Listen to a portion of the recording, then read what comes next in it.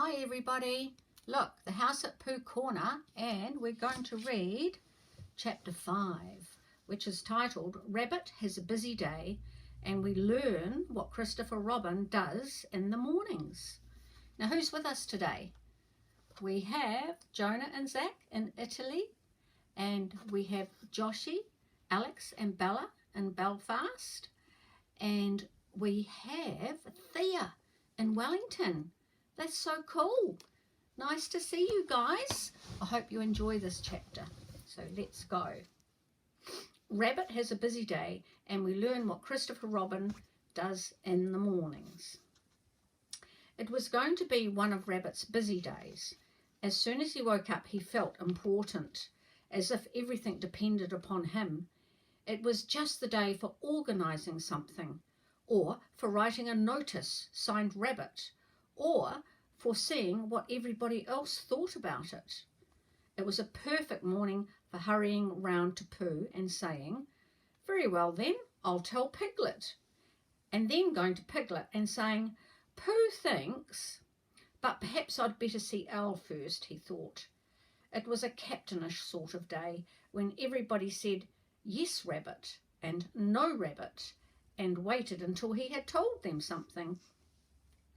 He came out of his house and sniffed the warm spring morning.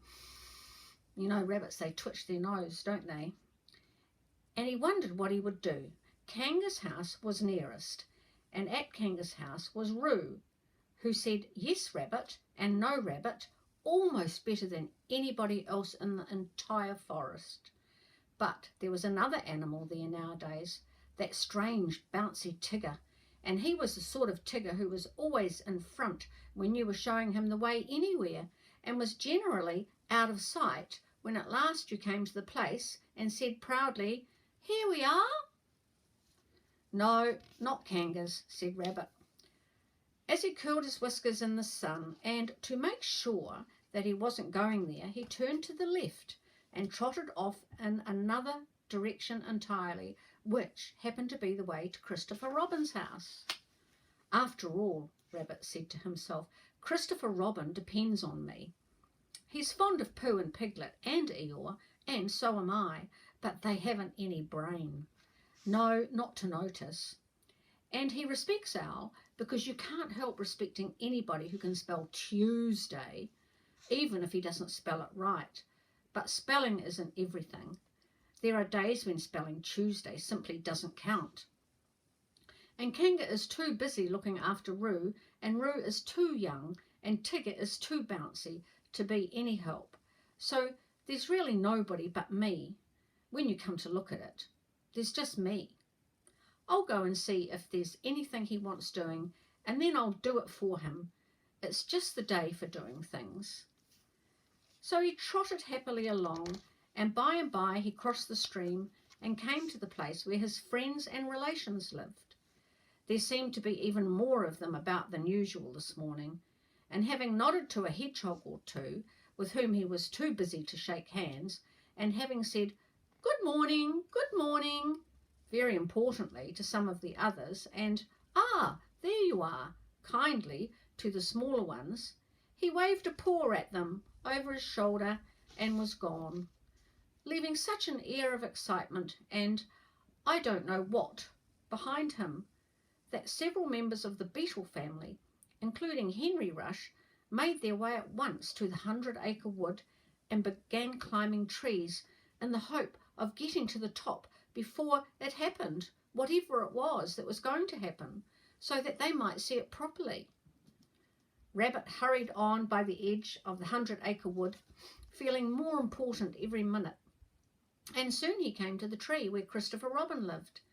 He knocked at the door, and he called out once or twice, and then he walked back a little way and put his paw up to keep the sun out, like that, and called to the top of the tree, and then he turned all round and shouted, "Hello," and "I say, it's Rabbit," but nothing happened. Then he stopped and listened, and everything stopped and listened with him, and the forest was very lone and still and peaceful in the sunshine, until suddenly 100 miles above him, a lark began to sing.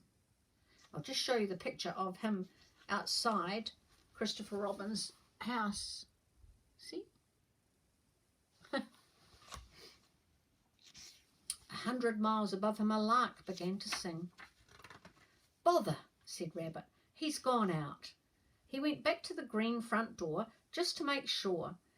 And as he was turning away, feeling that his morning had got all spoiled, he saw a piece of paper on the ground, and there was a pin in it, as if it had fallen off the door. Ha, said Rabbit, feeling quite happy again. Another notice. And this is what it said. Gone out, Baxon, busy Baxon, C.R. Ha, said Rabbit again. I must tell the others. And he hurried off importantly. The nearest house was Owl's house, and to Owl's house in the 100-acre wood he made his way. He came to Owl's door, and he knocked, and he rang, and he rang, and he knocked. And at last Owl's head came out and said, Go away, I'm thinking. Oh, it's you, which was how he always began. Owl, said Rabbit shortly, you and I have brains. The others have fluff. If there is any thinking to be done in this forest, and when I say thinking, I mean thinking, you and I must do it. Yes, said Owl, I was. Well, read that. Owl took Christopher Robin's notice from Rabbit and looked at it nervously. He could spell his own name, W-O-L, and he could spell Tuesday so that you knew it wasn't Wednesday, and he could read quite comfortably when you weren't looking over his shoulder and saying, well, all the time, and he could, well, said Rabbit. Yes, said Owl, looking wise and thoughtful. I see what you mean, undoubtedly. Well, said Rabbit. Exactly, said Owl, precisely, and he added after a little thought, if you had not come to me, I should have come to you. Why? Asked Rabbit. Well, for that very reason, said Owl, hoping that something helpful would happen soon. Yesterday morning, said Rabbit solemnly, I went to see Christopher Robin. He was out. Pinned on his door was a notice. The same notice, said Owl. A different one, but the meaning was the same. It's very odd. Amazing, said Owl, looking at the notice again and getting, just for a moment, a curious sort of feeling that something had happened to Christopher Robin's back. What did you do? Nothing. The best thing, said Owl wisely. That was the best thing. Well, said Rabbit again, as Owl knew he was going to. Exactly, said Owl. For a little while he couldn't think of anything more, and then all of a sudden he had an idea. Tell me, Rabbit, he said, the exact words of the first notice you saw. This is very important. Everything depends on this. The exact words of the first notice. Well, it was just the same as that one, really. Owl looked at him and wondered whether to push him off the tree, but, feeling that he could always do it afterwards, he tried once more to find out what they were talking about. The exact words, please, he said, as if Rabbit hadn't even spoken. It just said, gone out Baxon, same as this, only this says busy Baxon too. Owl gave a great sigh of relief. Ah, said Owl, now we know where we are. Yes, but where's Christopher Robin? Said Rabbit. That's the point. Owl looked at the notice again. To one of his education, the reading of it was easy. Gone out, Baxon, busy, Baxon. Just the sort of thing you'd expect to see on a notice. It is quite clear what has happened, my dear Rabbit, he said. Christopher Robin has gone out somewhere with Baxon. He and Baxon are busy together. Have you seen a Baxon anywhere about in the forest lately? Oh, I don't know, said Rabbit. That's what I came to ask you. What are they like? Well, said Owl, the spotted or herbaceous Baxon is just a at least, he said, it's really more of a, of course, he said, it depends on the, well, said Owl, the fact is, I don't know what they're like, said Owl. Thank you, said Rabbit, and he hurried off to see Pooh. Before he had gone very far, he heard a noise, so he stopped and listened, and this was the noise. The noise by Pooh was, "Oh, the butterflies are flying, now the winter days are dying, and the primroses are trying to be seen, and the turtle doves are cooing, and the woods are up and doing, for the violets are bluing in the green. Oh, the honey bees are gumming on their little wings and humming, that the summer which is coming will be fun. And the cows are almost cooing, and the turtle doves are mooing, which is why a Pooh is pooing in the sun.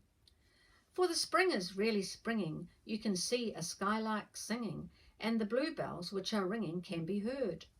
And the cuckoo isn't cooing, but he's cucking and he's oohing, and a Pooh is simply pooing like a bird."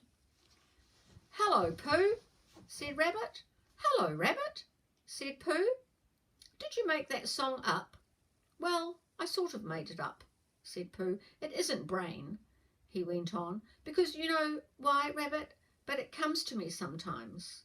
"Ah," said Rabbit, who never let things come to him, but always went and fetched them. "Well, the point is, have you seen a spotted or herbaceous baxen in the forest at all?" "No," said Pooh. No. "I saw a tigger just now." "No, that's no good." "No," said Pooh, "I thought it wasn't." "Have you seen Piglet?" "Yes," said Pooh. "I suppose that isn't any good either?" he asked. "Well, it depends if he saw anything." "Well, he saw me," said Pooh. Rabbit sat down on the ground next to Pooh, and feeling much less important like that, he stood up again. "What it all comes to is this," he said. "What does Christopher Robin do in the morning nowadays?" "What sort of thing?" "Well, can you tell me anything you've seen him do in the morning these last few days?" "Yes," said Pooh. "We had breakfast together yesterday by the pine trees.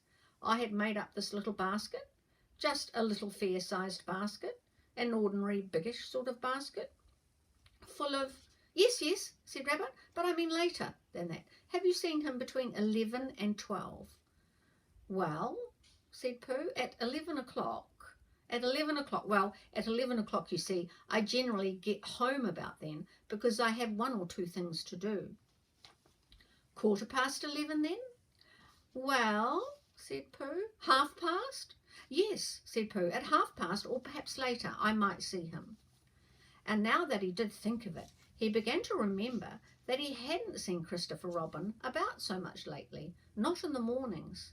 Afternoons, yes. Evenings, yes. Before breakfast, yes. Just after breakfast, yes. And then perhaps, "See you again, Pooh," and off he'd go. "That's just it," said Rabbit. Where does he go?" "Perhaps he's looking for something." "What?" asked Rabbit. What is he looking for?" "That's just what I was going to say," said Pooh, and then he added, "Well, perhaps he's looking for a spotted or herbaceous baxen." "Yes," said Pooh, "one of those, in case it isn't." Rabbit looked at him severely. "I don't think you're helping," he said. "No," said Pooh, "I do try," he added.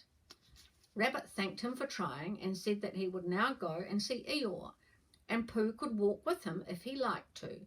But Pooh, who felt another verse of his song coming on him, said he would wait for Piglet. He said goodbye, Rabbit, so Rabbit went off. But as it happened, it was Rabbit who saw Piglet first. Piglet had got up early that morning to pick himself a bunch of violets, and when he had picked them and put them in a pot in the middle of his house, it suddenly came over him that nobody had ever picked Eeyore a bunch of violets, and the more he thought of this, the more he thought how sad it was to be an animal who had never had a bunch of violets picked for him. So he hurried out again, saying to himself, "Eeyore violets," and then violets, Eeyore, in case he forgot, because it was that sort of day, and he picked a large bunch and trotted along, smelling them and feeling very happy, until he came to the place where Eeyore was. "Oh, Eeyore," began Piglet a little nervously, because Eeyore was busy. Eeyore put out a paw and waved him away. "Tomorrow," said Eeyore, "or the next day." Piglet came a little closer to see what it was. Eeyore had 3 sticks on the ground and was looking at them. 2 of the sticks were touching at one end, but not at the other, and the 3rd stick was laid across them. Piglet thought that perhaps it was a trap of some kind. Look, I'll show you what Eeyore's got the sticks. See? 2 sticks and then 1 laid across the other 2. And there's Piglet with this bunch of violets that he wants to give Eeyore. "Oh, Eeyore," he began, "Oh, is that little Piglet?" said Eeyore, still looking at his sticks. "Yes, Eeyore, and do you know what this is?" "No," said Piglet. "It's an A." "Oh," said Piglet. "No, not an O, it's an A," said Eeyore severely. Look, see how he's made his A with his sticks?